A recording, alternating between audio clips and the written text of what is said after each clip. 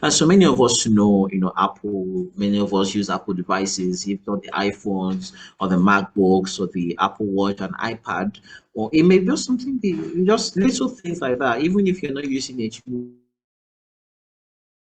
like I mentioned, electronic devices such as phones, and laptops have major environmental impact, like what I'm talking about, use these items. And more significantly, the issue. Okay, thank you very much for your patience. I think I'm back for good now. I think I'm back. That network will not fail me anymore. Okay, thank you for your patience. So, like I was saying, when we're talking about environmental impact, especially for devices as well, a lot of large technology firms like Apple, for example, when they're producing phones, we have Apple, Samsung, Techno, Oppo. There are a lot of phones and a lot of technology out there for us to use. And in the manufacturing of these things, you have to get certain materials that will be used to produce this thing, maybe plastic, aluminum, cobalt, silicon, tin. And the process for mining these things, output a significant amounts of pollution, especially for Apple. And, along with few large technology firms, Apple also faces accusation of utilizing child labor in its mining efforts, especially in the Democratic Republic of Congo. So this is what I was talking about, I think, earlier on, where you're, as much as you're trying to make profit, at the same time, you have to consider the other processes and policies that you have put in place. And, sometimes where, like Apple may not necessarily be the one directly doing this, maybe there are suppliers who are using child labor.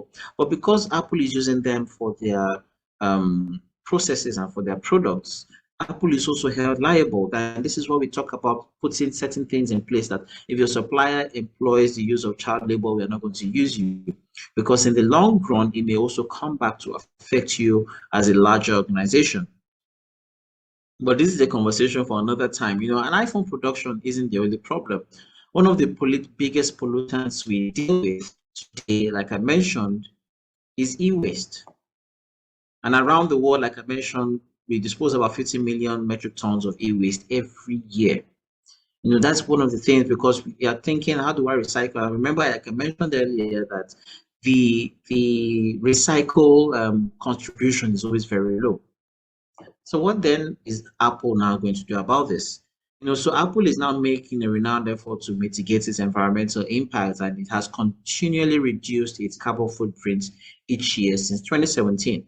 I know in 2019, it announced that it relies on 100% renewable energy for its global facilities. And also, according to their website, the new MacBooks, the new laptops that they just built, consist of 100% recycled aluminum. So basically, they are also promoting the longevity of its devices with an increase of Apple Care for repairing products. So basically, if you call me, you have a challenge with your laptop, rather than dumping it with your phone, rather than dumping it, you're coming back and say, okay, please, I want to fix, or you want to recycle it or anything, they give you another one. They're putting systems in place. I mean, they might not have directly addressed the issue of child labor, but they're trying to address issues of, the environmental impact. And for those of us who may have bought the recent iPhones, I think since about the iPhone 12 or so, they have stopped producing those iPhones, or stopped giving them with chargers or those wall adapters, because they realize that for you to have bought that phone, most likely you already have one. That's the assumption. So they've stopped buying or selling it. But if you didn't have one, obviously they'll sell it to you at another cost. But this is how it comes into that aspect. I asked that earlier. How can an organization make profit and still contribute to sustainable how you can still contribute to sustainable development?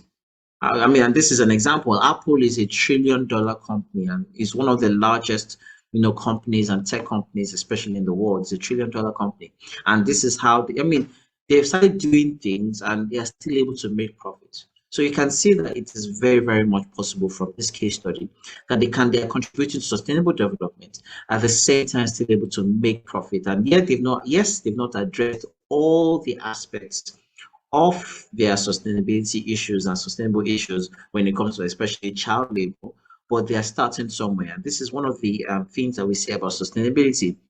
And you know, like we say, it's not you have to have everything at a go. Like, oh, I don't want to start my environment sustainability journey until I have environmental this, I have that, I have that. No, like they say, the journey of 1,000 steps starts with one small step. I think that's the saying how the saying goes.